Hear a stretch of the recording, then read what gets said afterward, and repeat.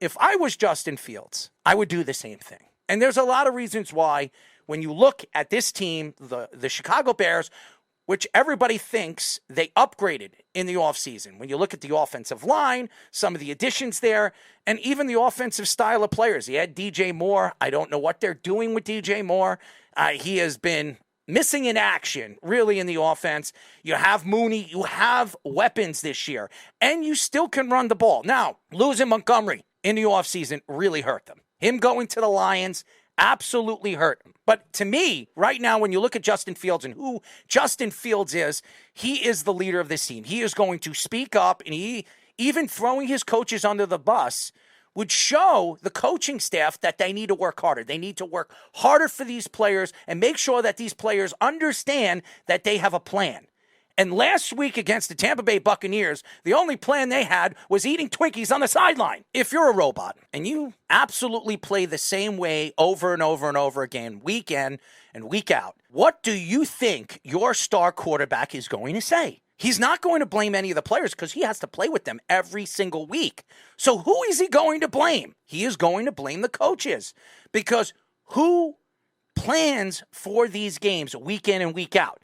It's the coaches. It's not the players. They run the offense, they run the defense, and they run the plays. The players are out there on the field, obviously playing week in and week out and doing what the coaches want them to do. Who's calling the plays on the sideline? The coaches. So obviously, a lot of quarterbacks don't usually do this. They don't want to throw the coaches under the bus. So what do? A.K.A. Zach Wilson. He blames the team. Or he doesn't want to take responsibility. Justin Fields is a little bit smarter than Zach Wilson. Because if Justin Fields said it's the defense's fault, or if Justin Fields said that the offense sucks or the offensive line can't protect him, what do you think is going to happen to him in week 3? It will be probably his last game as a quarterback for the Chicago Bears. And I wonder, how many quarterbacks in the last 20 years has come out and blamed the coaching? How many? Could you remember any quarterbacks in the last 20 years that have came out and blamed the coaches? And honestly, I can't remember. You know why? Because a lot of quarterbacks, a lot of players wouldn't do that, because usually when that happens, they don't have a job anymore, or they have to sit for a game or two. They can't do that. Chicago can't do that. Who is their backup quarterback right now? They have nobody. Their offense is not doing what everybody expected them to do this year. Everybody expected the wide receivers to be much better, explosive. Everybody thought that Justin Fields, with his running ability and now with the weapons he has on the field, he is going to be able to put up the numbers that everybody thought he was going to put up last year. You can't throw anybody under the bus in professional football. You can't blame the commissioner. You can't blame the GM. You can't blame, I don't know, any of the executives, because you know what's going to happen. It's going to become a story. And Justin Fields, I think he did something to light a fire under the coaches' asses.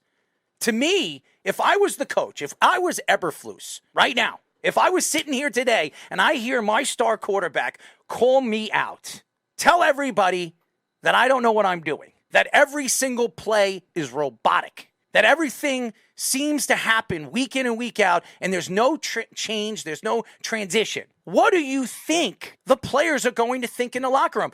It's not just Justin Fields. Justin Fields is speaking out for the locker room. He's the coach on the field. He's the captain. He's the guy that everybody looks up to. He's the guy that everybody expects to go on the field and make the plays. When you look at this team, they're not making any plays. When you're averaging 156 yards per game, and you look at the weapons that they have, it's a disgrace.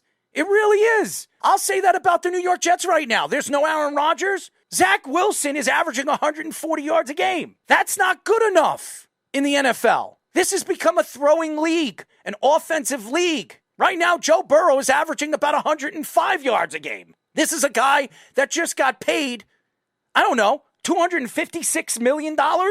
He's the second highest quarterback in NFL history after Pat Mahomes just got a $56 million a year extension. That's not good enough. 50, 60, 70,000 people pile up at home games, wanting to see the best players on the field. And I'm not saying Chicago is the Bengals, but Chicago should be better.